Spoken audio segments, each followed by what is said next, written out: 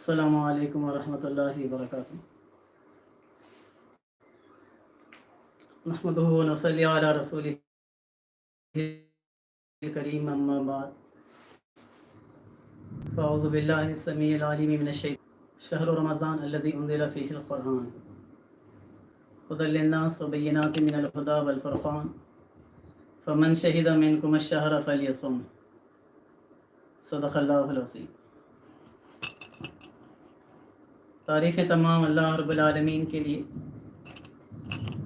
درود و سلام نبی آخر الزمان محمد عربی صلی اللہ علیہ وسلم۔ ماہ رمضان سے ایک ہفتہ دور ہم اس وقت ہیں، اور توقع ہے کہ آج سے ٹھیک ایک ہفتے بعد جب اگلا جمعہ ختم ہوگا اور رات کا آغاز ہوگا تو تراویح کا آغاز بھی ہو جائے گا۔ ماہ صیام وہ مہینہ ہے جس کا امت مسلمہ انتظار کیا کرتی ہے۔ انتظار اس وجہ سے کہ ایک تو اس کے ذریعے سے انسان کو اس بات کا موقع ملتا ہے کہ اس کی بچی زندگی کے جو کمزوریاں، جو خرابیاں، جو کمیاں رہ گئی تھیں، انسان ان کی تلافی کرنے میں کامیاب ہو جائے۔ انتظار اس لیے بھی کہ انسان اس مہینے میں اپنی پرسنالٹی کو ڈیولپ کرے۔ انتظار اس لیے بھی کہ اس مہینے میں انسان اپنے خالق اور مالک، اپنے کریٹر سے اپنے تعلق کو صحیح بنیادوں پر استوار کرنے میں کامیاب ہو جائے۔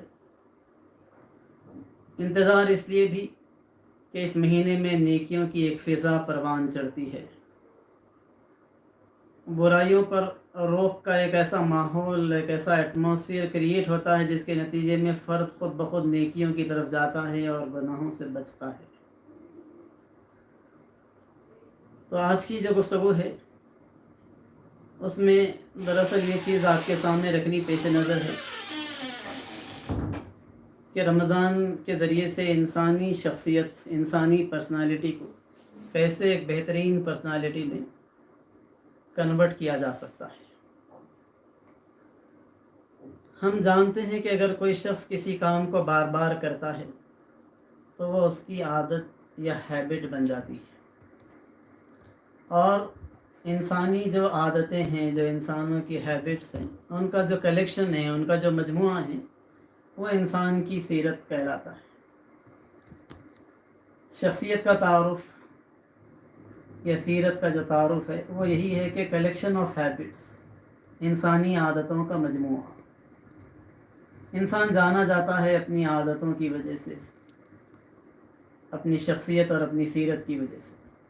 تو یہ سیرت کیسے بہتر بنائی جائے؟ انسانی جو شخصیتیں ہیں، انسانی جو نفس ہے، یہ ایک ایسا ٹاپک ہے جس پر دنیا میں بہت لکھا گیا ہے، بہت پڑھا گیا ہے، بہت بولا گیا ہے۔ دنیا کا تیسرا اہم ٹاپک ہے جو انسانی نفس سے متعلق ہے، جس پر انسانوں نے سب سے زیادہ لکھا، پڑھا اور بولا ہے۔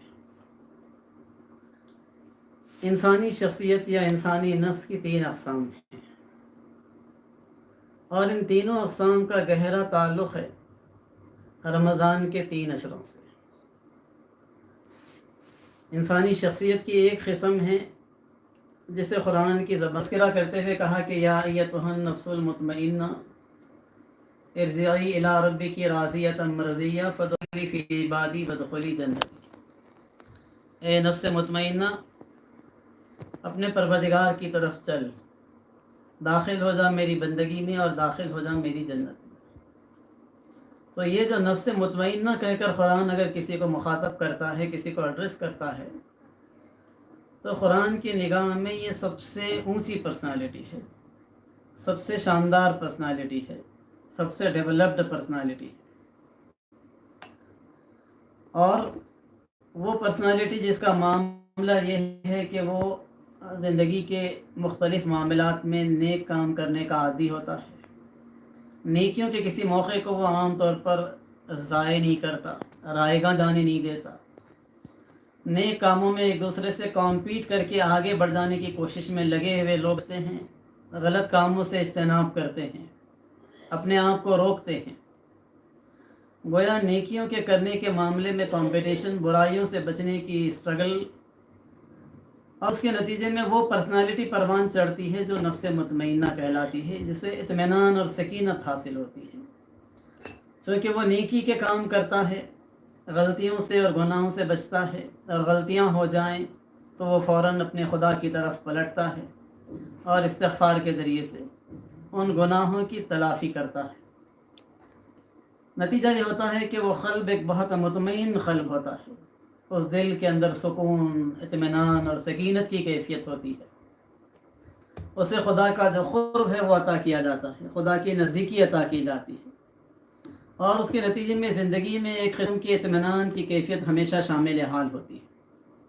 ایسا نفس محسوس کرتا ہے کہ میں ہمیشہ میرے اپنے خدا کے ساتھ ہوں، میں اس کی معیت میں زندگی گزار رہا ہوں، وہ میرا محافظ اور میرا نگہبان ہے، وہ میرے پرابلمز کو سالو کرنے والا ہے، وہ دشمنوں کے مقابلے میں میرا مددگار اور ناصر اور حامی ہے۔ یہ انسانی نفس کی اطمینان کی اعلیٰ ترین کیفیت ہے، جہاں پر انسان پرسکون رہتا ہے، فوراً غیظ و غضب کا شکار نہیں ہوتا۔ اس کی کیفیت یہ نہیں ہوتی کہ وہ فوراً کسی بات پر ریئیکٹ ہونے لگے، فوراً پریشان ہو جائے، فوراً جھلاہٹ کا شکار ہونے لگے، بلکہ اطمینان کی ایک کیفیت اسے نصیب کی جاتی ہے۔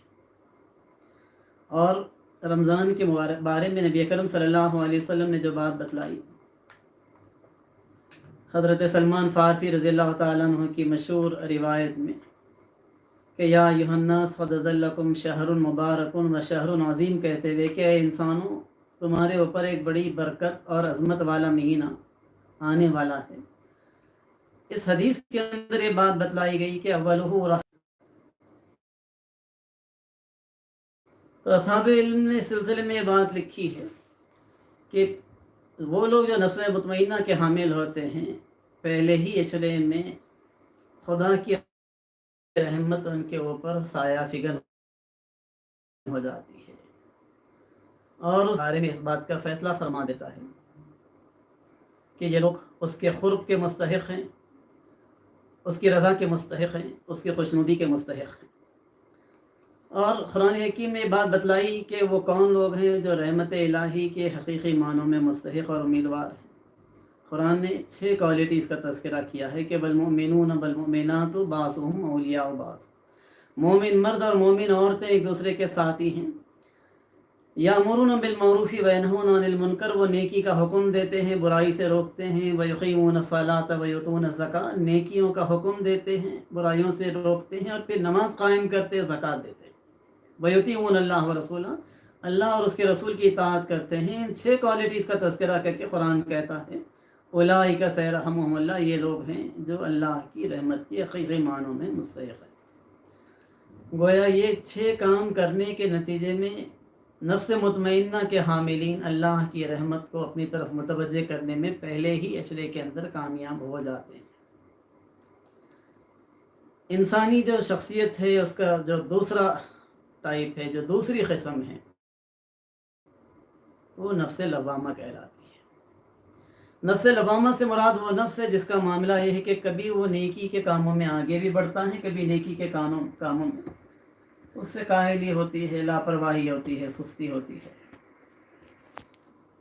برائیوں کے معاملے میں کبھی وہ آگے بڑھ جاتا ہے، کبھی برائیوں میں وہ اپنے آپ کو کنٹرول کر لیتا ہے، کبھی برائی کرنے کے بعد اسے فوراً خدا کی طرف پلٹنے کی توفیق بھی ہوتی ہے، اور کبھی برائی اور گناہ کرنے کے بعد وہ خدا کی طرف نہیں پلٹا، ایسا بھی معاملہ اس کے ساتھ ہوتا ہے۔ گویا یہ درمیانی کیٹیگری کی شخصیت ہے، ایسی پرسنالٹی ہے جو نیکیوں اور برائیوں کا ایک مجموعہ ہے۔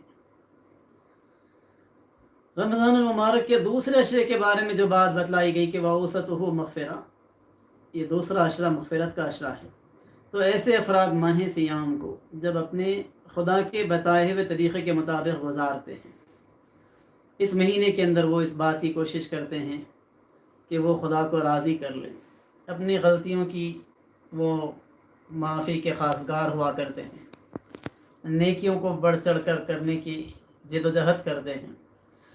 तो पहले अशरे में तो ये लोग अल्लाह रब्बुल आलमीन के सही मानों में क़ुर्ब के मुस्तहिक़, रहमत व मग़फ़िरत के मुस्तहिक़ नहीं होते, लेकिन बिलाखिर दूसरे अशरे के ख़त्म होने से पहले पहले खुदा उनकी तरफ भी मुतवज्जिह हो जाता है। और ये दरमियानी कैटेगरी के लोग भी दूसरे अशरे में अल्लाह की मग़फ़िरत को पाने में कामयाब हो जाते हैं।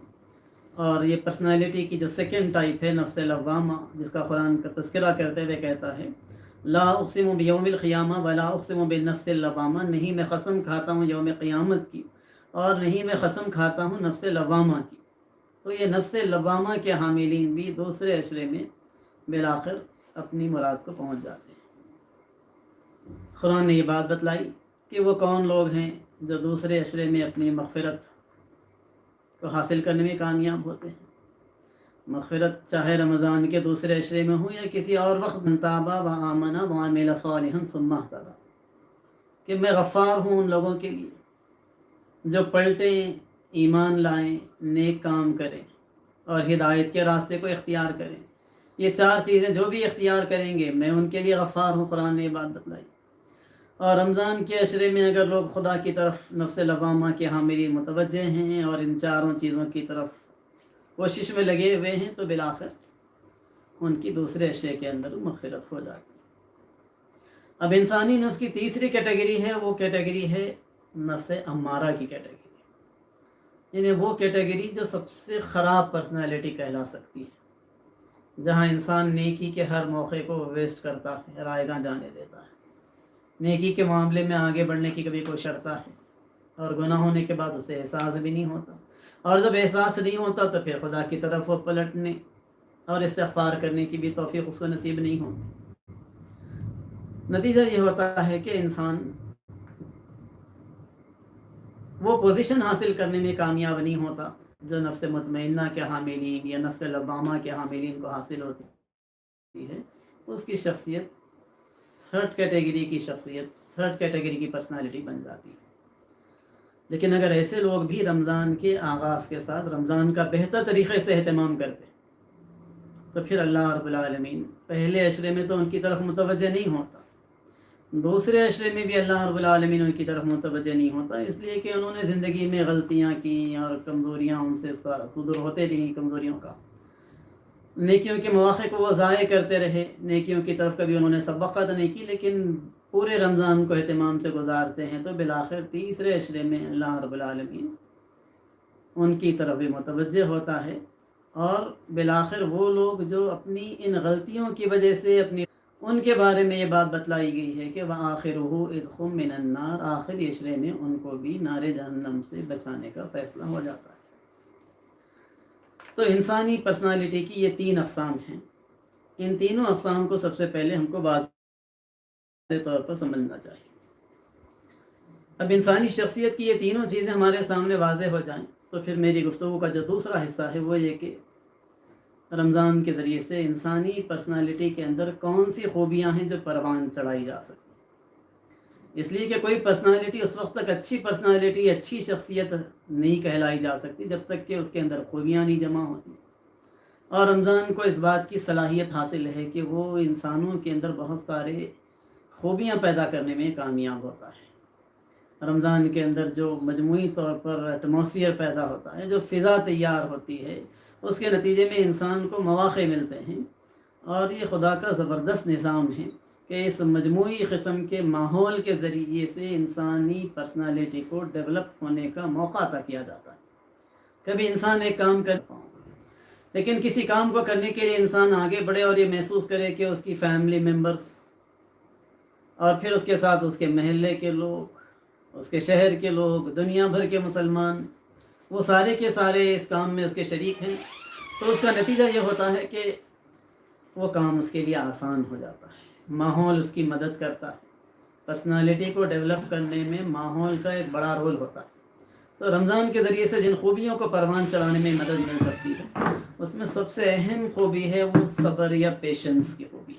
हमें बड़े बड़े नुकसानात हुआ करते हैं और सब्र के नतीजे में दुनिया में इंसान बड़े बड़े काम करने के काबिल होता है।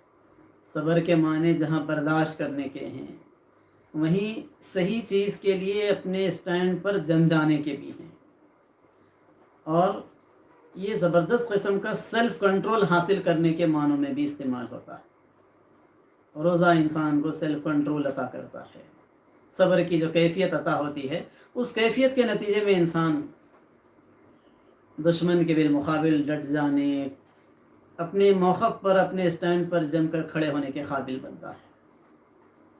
تو رمضان المبارک کے ذریعے سے ایک زبردست کوالٹی یہ صبر کی پروان چڑھتی ہے، اور قرآن نے بنی اسرائیل کا تذکرہ کرتے ہوئے بات بتلائی کہ جس وقت اللہ نے بنی اسرائیل کو لیڈرشپ کی پوزیشن پر پہنچایا تھا تو یہ اس وقت کیا گیا تھا جبکہ ان کے اندر دو خوبیاں جمع ہوئی تھیں، ایک تھی یہ صبر کی خوبی، اور دوسری خوبی تھی وہ یقین کی اچھی کیفیت کی خوبی۔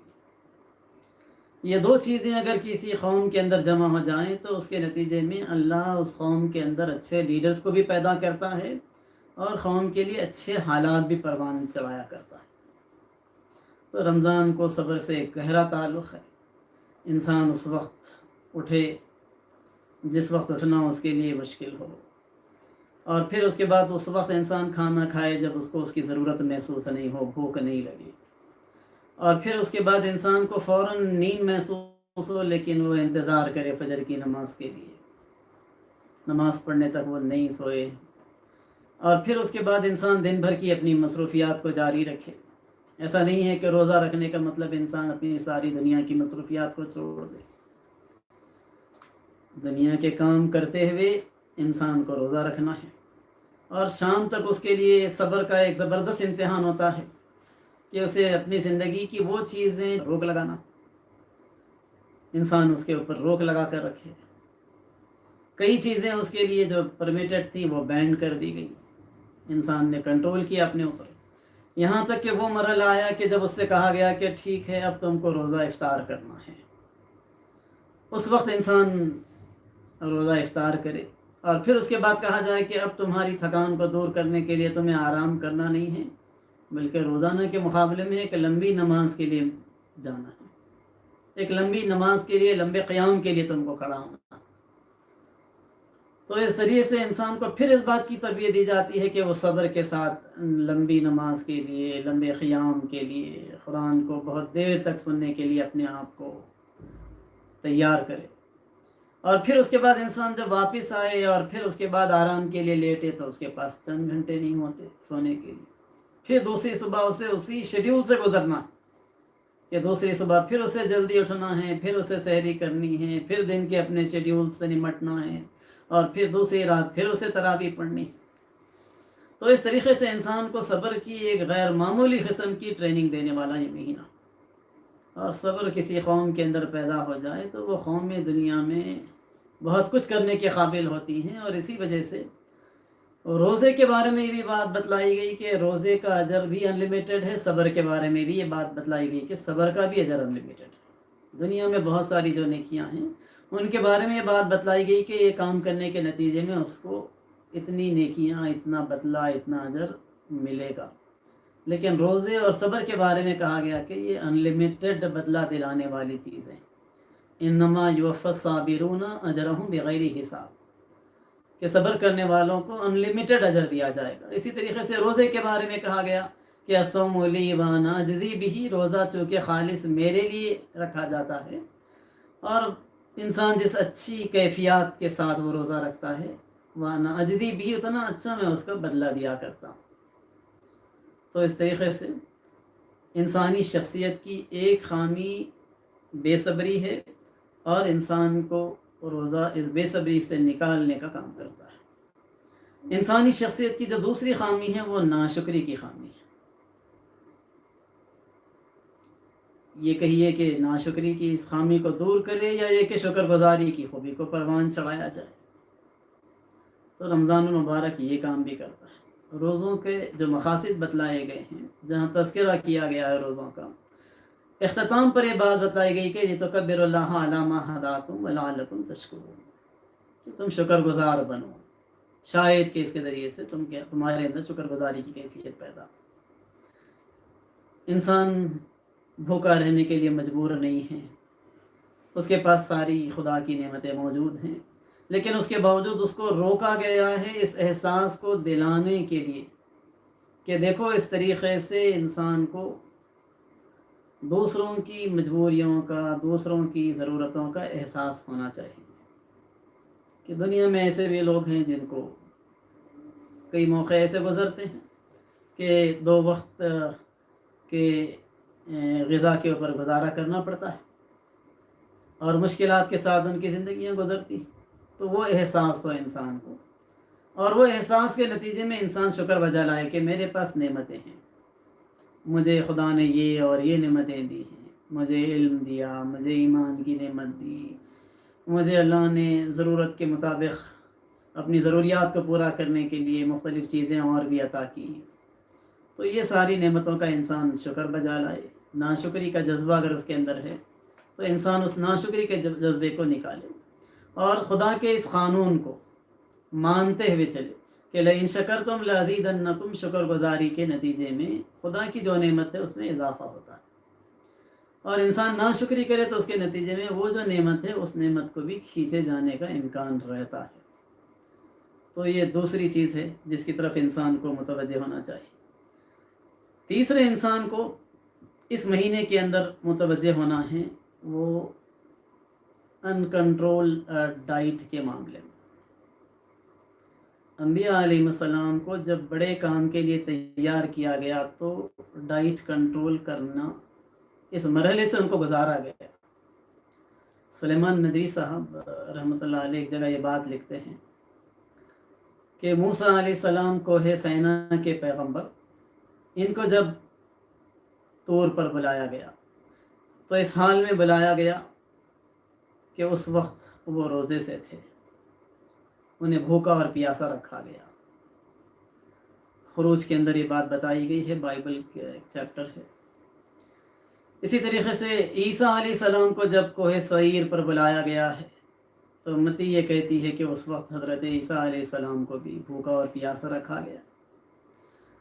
نبی اکرم صلی اللہ علیہ وسلم کے بارے میں بھی یہ لکھتے ہیں کہ اللہ کے رسول صلی اللہ علیہ وسلم کو نزول وحی سے پہلے غار حرا کے اندر جس حال میں اللہ کے رسول رہا کرتے تھے وہ یہ کہ کچھ ستو اللہ کے رسول بہت ہی قلیل غذا، لمیٹڈ غذا کے ساتھ رہتے تھے، اور اس کے نتیجے میں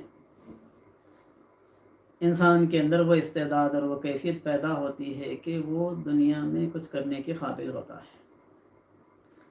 تو چاہے وہ موسیٰ علیہ السلام کی شریعت ہو، چاہے وہ عیسیٰ علیہ السلام کی یا محمد رسول اللہ صلی اللہ علیہ وسلم کی، ساری شریعتوں کے اندر اللہ نے روزے فرض کیے تھے، اور سب کو شریعت آسمانی کتاب دینے سے پہلے نزول وحی کے اس مرحلے سے پہلے اس مرحلے سے گزرنا پڑا کہ وہاں پر ان کو بھوکا اور پیاسا رکھ کر ان کو اس قابل بنایا گیا کہ وہ خدا کی کتاب کو حاصل کرنے کے قابل بنے۔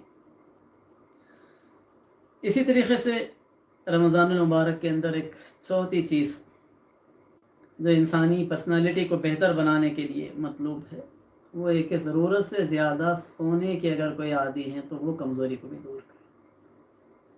ایک نارمل آدمی کو سونے کے لیے منیمم 6 آورس اور میکسیمم 8 آورس، اور 8 گھنٹے بھی اچھی چیز نہیں ہے، 6 سے 7 گھنٹے کافی ہے۔ بعض لوگ رمضان کے اندر کثرت سے سونا ضروری اور اہم سمجھتے ہیں اور یہ سمجھتے ہیں کہ اس طریقے سے روزہ آسانی سے گزر جائے گا، لیکن یہ مطلوب نہیں ہے۔ رمضان میں تو رات میں دیر تک جاگنے کا عادی بنایا جاتا ہے، صبح جلدی اٹھنے کا عادی بنایا جاتا ہے، اور اس طریقے سے انسان کو نیند کے اوپر کنٹرول کا عادی بنانے کی کوشش کی جاتی ہے کہ انسان کم کھائے اور کم سوئے، ڈائٹ پر بھی کنٹرول ہو اور اس کو نیند پر بھی کنٹرول حاصل ہو۔ تو انسانی شخصیت اگر اس معاملے میں کنٹرول حاصل نہیں کر پائے تو مطلب یہ کہ وہ پرسنالٹی کی ایک کمزوری ہے، اس کمزوری کو دور کرنے کا کام رمضان کے ذریعے سے ہوتا ہے۔ تیسری چیز رمضان المبارک کے ذریعے سے جو میں آپ کے سامنے رکھوں، شخصیت کی میں نے اقسام آپ کے سامنے رکھی، 4 خامیاں ایسی رکھی جن کو دور کرنے کی طرف توجہ دینے کی ضرورت ہے۔ تیسری چیز ہے کہ ٹائم مینجمنٹ۔ رمضان ٹائم مینجمنٹ کی ٹریننگ دینے کا ایک زبردست مہینہ، انسان کو اتنا پنکچول بناتا ہے کہ یہ وقت ہے جو ڈیڈ لائن ہے، اس سے آگے سحری میں بالکل نہیں بڑھنا ہے. اس سے آگے اگر سحری کے اندر بڑھو گے تو پھر اس کے نتیجے میں روزہ نہیں ہوگا. شام میں وقت بتایا گیا کہ یہ وقت روزہ افطار کرنے کا ہے.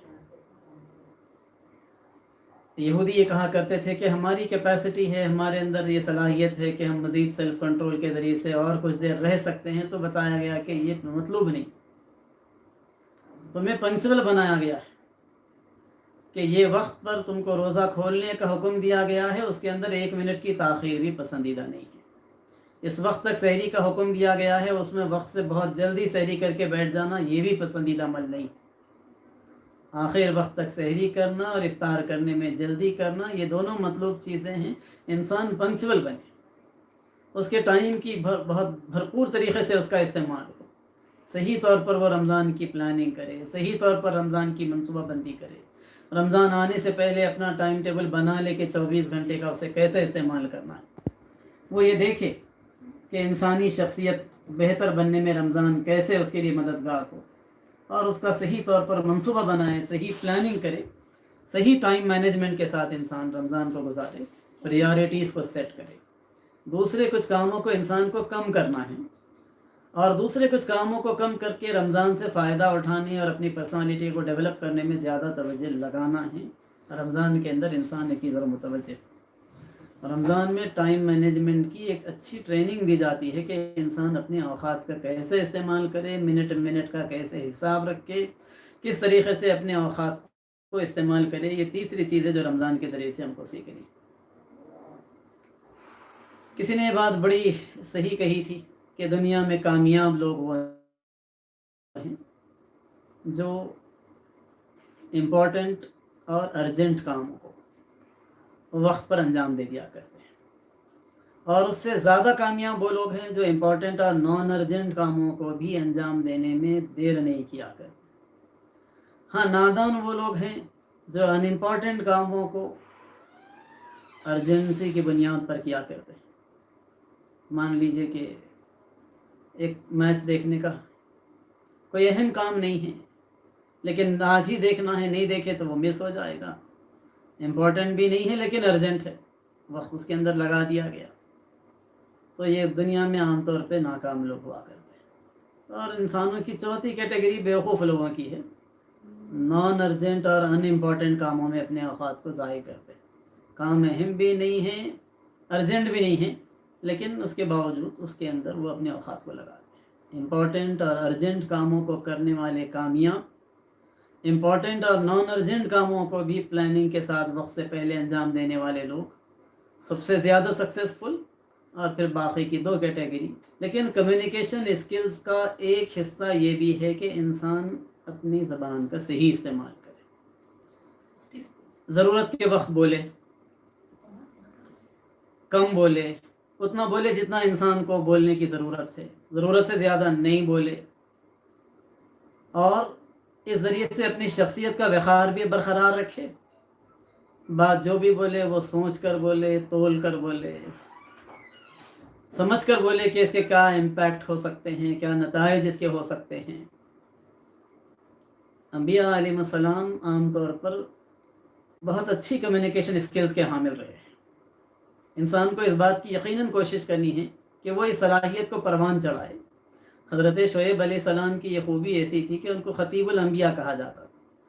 خود محمد صلی اللہ علیہ وسلم کا لقب تھا کہ جوامع الکلم، بہت تفصیلی گفتگو کے بجائے اللہ کے رسول بہت شارٹ جملوں کے اندر بہت اہم باتیں کہہ دیا کرتے تھے. ٹھیک ہے، انبیاء علیہ السلام جس انداز میں بات کرتے ہیں اتنی مختصر گفتگو اور بہت جامع گفتگو کرنا ہم انسان کے بس کی بات نہیں ہے، لیکن انسان کو اس کی کوشش کرنی چاہیے. اور اس کا ایک ذریعہ یہ بھی ہے کہ انسان کنٹرول کر کے بولے، اور جب انسان کنٹرول کر کے بولے گا تو اس کے نتیجے میں زبان سے غلط باتیں بھی کم نکلیں گی. رمضان کے بارے میں بات بتلائی گئی کہ جس نے روزہ بھی رکھا اور اس نے غلط بولنا، جھوٹ بولنا نہیں چھوڑا، جھوٹ پر عمل کرنا نہیں چھوڑا، اس کے روزے کا کوئی فائدہ اسے حاصل نہیں ہوگا. روزہ بھی رکھا اور کسی نے گالی گلوچ کی تو اس کا روزہ اسے کوئی فائدہ نہیں دے گا. فرض تو یقیناً اس کا ادا ہو جائے گا، لیکن روزے کے ذریعے سے جو چینج مطلوب ہے، جو ریولیوشن انسانی پرسنالٹی کے अंदर मतलूब है वो रेवोल्यूशन, वो चेंज नहीं हासिल होगा, रोज़े के वो फ़ायदा इंसान को हासिल नहीं होगा अगर इंसान यहाँ पर अपने आप को कंट्रोल करने में कामयाब नहीं। जिसने रोज़ा भी रखा और उसके बाद उसने झूठ भी कहा और उसने गीबत भी की, उसने गाली गलौज भी की, उसने ज़बान का सही इस्तेमाल भी नहीं किया, तो उसके नतीजे में वो अपनी शख्सियत को परवान चढ़ाने में कामयाब नहीं हो सकता। पांचवी चीज़ जो इस मौके पर मैं आपके सामने रखना चाहूँगा वो ये कि रमज़ानुल मुबारक के ज़रिए से इंसान को इस काबिल बनाया जाता है कि वो अपने 4 दुश्मनों से टकराने के काबिल बने। दुनिया में इंसान के 4 दुश्मन हैं, 4 एनिमीज़। इंसान का सबसे बड़ा दुश्मन तो इंसान का अपना नफ्स है, जो हमेशा इंसान के साथ रहता है। ये नफ्स अगर अच्छा है, नफ्स मुतमइन्ना की कैफियत इसके अंदर हैं तो वो नेकियों की तरफ ले जाएगा, और इसके अंदर ख़राबियाँ हैं तो वो गुनाहों की तरफ ले जाएगा। तो ये इंसान के साथ हमेशा लगा हुआ है। इंसान का जो दूसरा दुश्मन है वो शैतान है, जो इस बात के लिए हमेशा एक्टिव रहता है, कभी इस लायक नहीं होता, कोई मौके को छोड़ता नहीं कि वो इंसान को गलती की तरफ ले जाए, नेकी से रोक दे, उसके अंदर नेगेटिव ख्वाहिशात को परवान चढ़ाए, नेगेटिव इमोशंस को परवान चढ़ाए। उसकी पर्सनालिटी को तबाह करने के कोई मौके को शैतान रायगा जाने नहीं देता। रमज़ान का एक बहुत बड़ा एडवांटेज ये है कि रमज़ान में इंसान का ये जो दूसरा दुश्मन है वो क़ैद कर दिया जाता है, उसकी एक्टिविटीज़ पर बैन लगा दी जाती है, पाबंदी लगा दी जाती है। और जब शैतान की एक्टिविटीज़ बैंड हो जाती हैं तो उसके नतीजे में इंसान के ये जो 4 दुश्मन हैं उनमें से 2 दुश्मन तो ऐसे हैं जो हमेशा इंसान के साथ हैं, नफ्स और शैतान। ये 2 दुश्मनों में से एक दुश्मन इस 1 महीने के लिए क़ैद है, गोया अब इंसान के साथ एक ही दुश्मन है और वह इंसानी नफ्स है। और अगर उस नफ्स पर इंसान ने कंट्रोल कर लिया तो उसका मतलब ये है कि इंसान को नेकियों का करना आसान होगा, पर्सनालिटी को डेवलप करना आसान होगा। और यही वजह है कि रमज़ान में इंसान को नेकी का करना आसान हो जाता है। दुनिया में बहुत सारे लोग 2 दुश्मनों का एक साथ मुकाबला नहीं कर पाते, नफ्स और शैतान का। लेकिन दोनों में से अगर एक दुश्मन मैदान से हटा दिया जाए और फिर मैदान में सिर्फ एक ही दुश्मन बाकी रह जाए तो फिर आम तौर पर लोग उसका मुकाबला करने में कामयाब हो जाते हैं और उसी वजह से नेकियों की एक फ़िज़ा परवान चढ़ती है। इंसान के मज़ीद जो 2 दुश्मन हैं उसमें एक दुश्मन बातिल ताकतें हैं। वो ताकतें हैं जो चाहती हैं कि नेकियों को हमेशा क्रश किया जाए, बुराइयों को प्रमोट किया जाए। वो चाहती हैं जो दुनिया में जुल्म को फैलाना चाहते हैं, ज़्यादती को फैलाना चाहते हैं, ताकत का गलत इस्तेमाल करते हैं। बातिल ताकतें कोशिश करती हैं कि खुदा के दीन को नुकसान पहुंचाएं, और उनके अलम्बादार ये चाहते हैं कि खुदा के दीन के मानने वालों को भी नुकसान पहुंचाएं। और रमज़ानुल मुबारक के अंदर अक्सर ऐसा हुआ है कि इन बड़े दुश्मनों से टकराने के मौक़े आए। बदर की जंग रमज़ान में लड़ी गई, फ़तह मक्का का जो मरहला हुआ था वो भी रमज़ान के अंदर हुआ था, ओहद की जंग रमज़ान के फ़ौरन बाद हुई, रमज़ान के अंदर ही उसकी तैयारियां शुरू करनी पड़ी। तो इस तरीक़े से अहम मारे माह रमज़ान के अंदर लड़े गए। और फिर उसके बाद जो चौथा इंसान का दुश्मन है बातिल ताकतों के बाद, वो इंसान की फैमिली के बास मेंबर्स हैं। कुरान कहता है इन्ना मिन अज़वाजिकुम व औलादिकुम अदुव्वन लकुम फहज़रूह। देखो तुम्हारे जोड़ों में से और तुम्हारी औलाद में से बास तुम्हारे दुश्मन हैं, फहज़रूहुम, इनसे बचकर रहो। तो कभी इंसान की फैमिली के अंदर, कभी हस्बैंड वाइफ के लिए, वाइफ हस्बैंड के लिए, और कभी उसकी औलाद, वो नेकी की राह में रुकावट बनते हैं। इंसान कोई नेक काम करना चाहे तो उससे रोकने का ज़रिया बन जाते हैं, मुख्तलिफ़ बातें करके इंसान को उस तरफ से डाइवर्ट कर दिया करते हैं। लेकिन ये सभी नहीं हुआ करते। बास कहा कुरान ने इन्ना मिन अज़वाजिकुम औलादिकुम, जोड़ों में से और औलाद में से बास का तज़किरा कुरान यहाँ पर करता है। तो इस तरीक़े से इंसान के ये 4 दुश्मन हैं, नफ्स है, शैतान है, बातिल ताकतें हैं, और फैमिली के मेंबर्स में से बाज़ हैं। 2 से साबिक़ा इंसानों को मुस्तकिल पेश आता है। बाद के जो 2 हैं उनमें हमेशा वाबस्ता पढ़ना ज़रूरी नहीं है, اور ابتدائی 2 دشمنوں میں سے بھی ایک دشمن ماہ رمضان میں قید ہے۔ تو انسان کو رمضان المبارک اس بات کا موقع عطا کرتا ہے کہ اس دشمن کے غیاب میں وہ اپنی پرسنالٹی کو ڈیولپ کرنے میں کامیاب ہو جائے۔ پھر انسانی شخصیت کے اندر جو چھٹی چیز ہے وہ بے اعتدالیاں ہیں، امبیلنسنگ ہے۔ رمضان اس بات کا موقع بھی فراہم کرتا ہے کہ شخصیت کے اندر کی بے اعتدالیاں دور ہوں، امبیلنسنگ دور ہوں۔ بعض غلطیاں تو وہ ہیں، بعض بے اعتدالیاں وہ ہیں جو رمضان کے اندر ہم سے سرزد ہوتی ہیں، اور اس کے نتیجے میں رمضان کا صحیح معنوں میں فائدہ ہم اٹھانے میں کامیاب نہیں ہوتے۔ مثال کے طور پر ایک بے اعتدالی یہ ہے کہ انسان تراویح کے اندر ریگولر نہیں، کبھی موڈ آیا تراویح پڑھ لی، کبھی موڈ آیا نہیں پڑھی، کبھی موڈ آیا کچھ رکعتیں کم پڑھ لی، کبھی موڈ آیا ساتھ مستقل مزاجی کے ساتھ انسان کوئی کام کرے گا تو اس کے جو فائدے انسان کو ملیں گے وہ فائدے عام طور پہ حاصل نہیں ہو پاتے اگر انسان ان چیزوں کو مینٹین نہیں کرے، مستقل مزاجی کے ساتھ نہیں کرے۔ ہم عام طور پہ تراویح کے دوران میں دیکھتے ہیں کہ کچھ افراد وہ ہوتے ہیں جو 4 رکعت نماز پڑھنے کے بعد غائب ہو جاتے ہیں، کچھ افراد وہ بھی ہوتے ہیں جو 8 اور 12 اور 16 کے بعد بھی غائب ہونے کے عادی ہوتے ہیں۔ ٹھیک ہے، کسی کا ماننا اگر یہ ہے کہ 8 رکعتیں ہیں اور اس وجہ سے وہ 8 پڑھنے کے قائل ہیں تو وہ روزانہ 8 پڑھیں، لیکن 4 رکعتوں کے بعد ان میں سے بھی بعض لوگ اگر چلے جائیں تو یہ نامناسب ہیں۔ جو 20 رکعت کے پڑھنے کے قائل ہیں وہ 20 رکعت پڑھیں، وہ کبھی موڈ آیا کم پڑھ لیں، کبھی زیادہ پڑھ لیں، یہ بے اعتدالی ہے، یہ اچھی چیز نہیں ہے۔ رمضان کے بارے میں یہ بات پسندیدہ ہے کہ تراویح میں انسان پوری قرآن کو مکمل طور پر سنے، اور پوری قرآن مکمل طور پر سننا ایک سنت ہے۔ اگر اس طریقے سے رکعتیں کم اور زیادہ ہوں تو پوری قرآن عام طور پر ختم بھی نہیں ہونے پاتی، تو یہ ایک سنت ہے۔ دوسری سنت یہ ہے کہ پورا رمضان تراویح پڑھے، یہ بھی ایک سنت ہے۔ یہ بھی بے اعتدالی ہے کہ انسان سوچے کہ 5-6 دن میں قرآن پورا سن لوں اور پھر اس کے بعد باقی کے دنوں میں تراویح نہیں پڑھوں، یہ بھی صحیح چیز ہے، تو اس رویے کو چھوڑنا چاہیے۔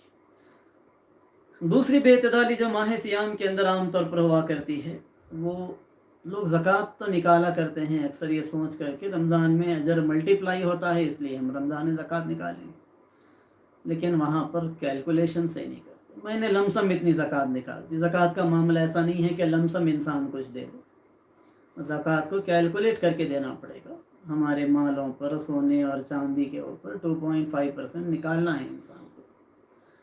اسی طریقے سے بعض چیزیں وہ ہیں جن پر 10% ہے، بعض چیزوں پر 20% تک ہے۔ سونے کی کان اگر کسی کے پاس ہو تو نارمل ہم کو ضرورت پڑتی ہے زیادہ 2.5% کی، تو انسان اسے کیلکولیٹ کرے اور کیلکولیٹ کر کے اسے نکالے، اور انسان اس کا عادی بنے کہ یہ کام مجھے کرنا ہے۔ یہ بے اعتدالی ہے کہ انسان کچھ دے دے اور لم سم یہ سمجھ لے کہ میں نے اس کے لیے دیا۔ اسی طریقے سے تیسری بے اعتدالی ہوا کرتی ہے وہ شاپنگ میں بہت زیادہ وقت لگانے کی۔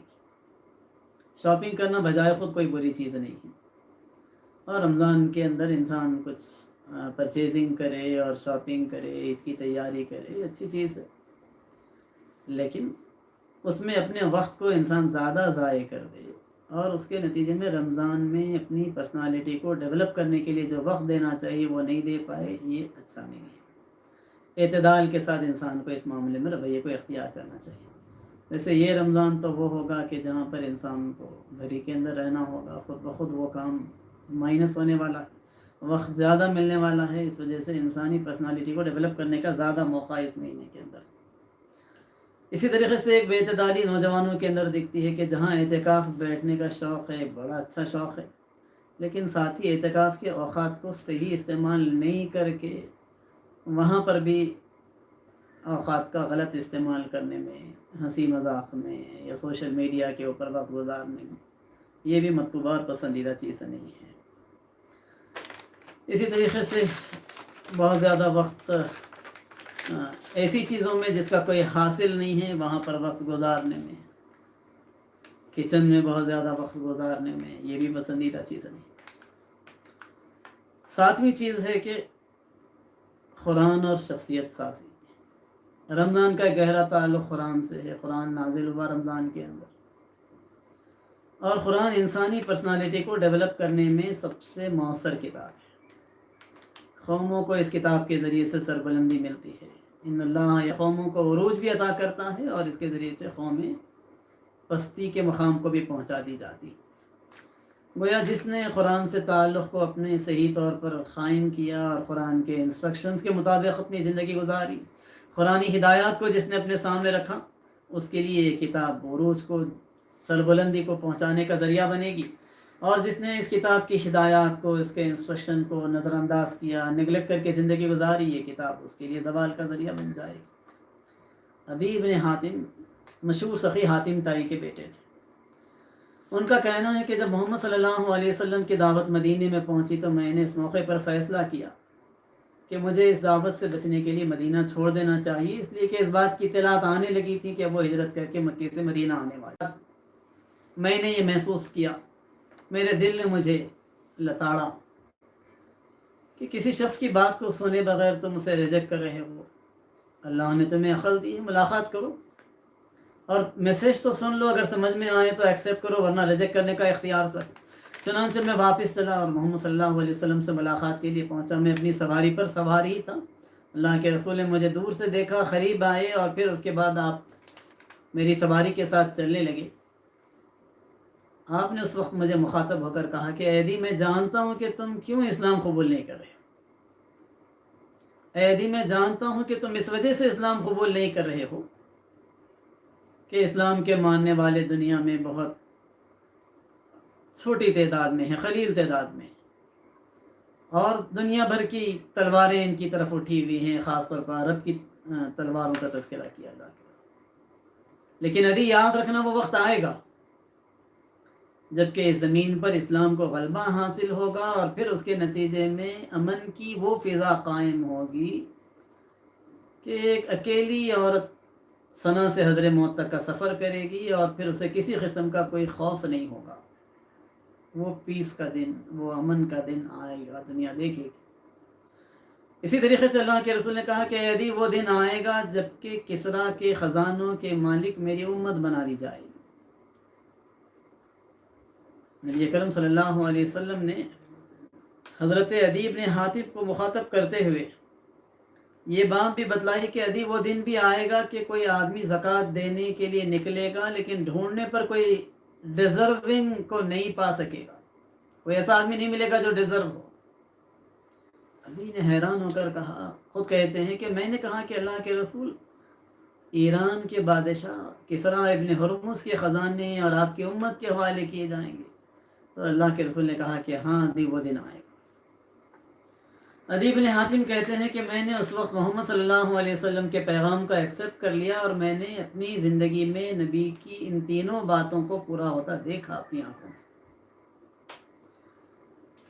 تو اللہ کے رسول صلی اللہ علیہ وسلم نے اس طریقے سے انسانی شخصیت اور قوموں کے عروج کی طرف اشارہ کیا ہے کہ شخصیت کو تو فائدہ ہوگا ہی ہوگا، قوم عروج پر پہنچے گی، ترقی پائے گی قرآن سے اٹیچمنٹ کے نتیجے میں، اور دنیا نے دیکھا کہ ایسا ہوا۔ اسی وجہ سے بات بتلائی گئی کہ قل بفضل اللہ وبرحمتہ فبذالک فلیفرحوا، یہ کتاب تو اللہ کا فضل ہے، اللہ کی رحمت ہے، خوشیاں منانے والوں کو تو اس پر خوشی منانی چاہیے۔ ان چیزوں پر بعض وقت ہم لوگ خوشی مناتے ہیں جن پر خوشی منانا یہ ہمارا قومی کلچر نہیں ہے، اسلام کا حصہ نہیں ہے، اسلام کے مزاج کا حصہ نہیں ہے، اور وہ چیز جس کے اوپر قرآن خوشی منانے کا تذکرہ کرتا ہے وہاں پر ہم اس کا احساس نہیں ہوتا بسا اوقات۔ اسی طریقے سے 8ویں چیز رمضان کے بارے میں یہ ہے کہ بعض مسلینیس چیزیں ایسی ہیں جس کو رمضان کے اندر کرنا چاہیے، وہ انسانی شخصیت کو فائدہ پہنچاتی ہیں۔ مثال کے طور پر انسان رمضان میں خدا کو یاد کرے بہت زیادہ۔ ذکر کے بارے میں یہ بات بتلائی گئی کہ اس کے نتیجے میں انسانی دل کو ایک قسم کے سکون کی کیفیت حاصل ہوتی ہے۔ اطمینان سے اکیلے میں انسان بیٹھے اور پھر اللہ کا ذکر کرے، کچھ دیر اس کے لیے وقت نکالے، اس کے نتیجے میں انسان محسوس کرتا ہے کہ دل میں ایک سکون کی کیفیت، اطمینان اور سکینت کی کیفیت، دل جمی کی کیفیت پیدا ہوتی ہے۔ اسی طریقے سے دعا ایک چیز ہے جس کے ذریعے سے انسان محسوس کرتا ہے کہ اس نے خدا کا قرب بھی حاصل کیا اور اس کے نتیجے میں انسان کو سعادتیں ملتی ہیں، اطمینان کی کیفیت ملتی ہے۔ پھر استغفار ایک ایسی چیز ہے جس کے ذریعے سے انسان کا بوجھ ہلکا ہوتا ہے۔ گناہوں کے نتیجے میں انسانی خلق کے اوپر جو بوجھ آتا ہے، ظلم اور زیادتیوں اور ناانصافیوں کے نتیجے میں انسانی فطرت جو مسخ ہوتی ہے، انسانی پرسنالٹی کے اندر جو خرابی آتی ہے، وہ خرابی دور ہوا کرتی ہے استغفار کے نتیجے میں۔ انسان کو اس کا اہتمام کرنا چاہیے۔ اتنا زبردست طریقے سے یہ استغفار انسان کو فائدہ پہنچاتا ہے، توبہ انسان کو فائدہ پہنچاتی ہے کہ 99 آدمی کا قاتل وہ بھی توبہ کرنے کے لیے تیار ہوا، تو اس کے لیے بھی اس بات کا موقع رہا کہ وہ توبہ بھی کرے، اس کی پرسنالٹی چینج ہو جائے اور اس کی پرسنالٹی نار جہنم کے بجائے جنت کی مستحق بن جائے۔ تو اس طریقے سے انسان کو اس بات کی کوشش کرنی چاہیے کہ ماہ رمضان کے اندر وہ اپنے خدا سے قریب ہو، اور استغفار اس کے لیے ایک بہت اچھا موقع، بہت اچھا ذریعہ پیدا کرتا ہے۔ اس سلسلے میں محمد صلی اللہ علیہ وسلم نے بہت سارے ہم کو جملے سکھلائے ہیں، ان میں سے بعض جملوں کو یاد کرنا چاہیے۔ اور اللہ کے رسول نے بتلایا کہ میں دن میں 100 مرتبہ استغفار کرتا ہوں۔ نماز کے بعد 3 مرتبہ استغفر اللہ کہہ دیں، یہ کافی نہیں ہے، وہ تو نماز کے اندر کی جو کمزوریاں ہم سے ہو جاتی ہیں اس کی تلافی کے لیے دن میں 100 مرتبہ انسان استغفار کے کلمات کو پڑھنے کا عادی بنے۔ بہت سارے کلمات ہیں جو انبیاء علیہ السلام کے ہیں، جو قرآن نے نوٹ کیے ہیں، اور خود محمد صلی اللہ علیہ وسلم کے سکھائے ہوئے بہت سارے ہیں۔ اسی طریقے سے رمضان کے بارے میں یہ بات بتلائی گئی کہ روزے دار کے لیے 2 فرحتیں ہیں۔ ایک تو روزہ افطار کرنے کے وقت انسان محسوس کرتا ہے وہ خوشی کی کیفیت، اور پھر اس کے بعد وہ خوشی جو خدا سے انسان جب ملاقات کرے گا تو روزے کا بدلہ جب پائے گا، ریان نامی دروازے سے اسے جنت میں انٹری ملے گی، حوض کوثر پر اسے پانی پلایا جائے گا، تو اس کے نتیجے میں اس کو خوشی محسوس ہوتی ہے، اطمینان محسوس ہوتا ہے۔ اور روزہ کھلوانے کا اجر بھی بتایا گیا کہ روزہ اگر تم کسی کو افطار کرواؤ گے تو روزہ رکھنے کا جو اجر ہے اتنا مزید اجر تم کو دیا جائے گا۔ تو ماہ سیام کے ذریعے سے انسان دوسروں کا روزہ کھلوائے، انسان غریبوں کی ضروریات کو پورا کرے۔ سوسائٹی کے اندر جو لوگ ایسے ہیں جو اپنی ضروریات کو پورا کرنے کے قابل نہیں ہیں، تو انسان ان کے بارے میں فکر مند ہو، ان کے لیے کوشش کرے۔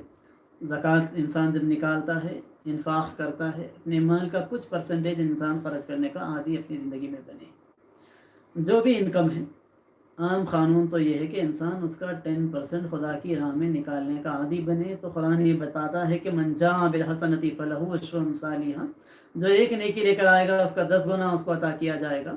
تو اس وجہ سے جو انسان کی انکم ہو اس کا وہ 10% اگر خرچ کرے گا تو 100% خرچ کرنے کا اجر دیا جائے گا۔ انسان کو اس بات کا عادی بننا چاہیے۔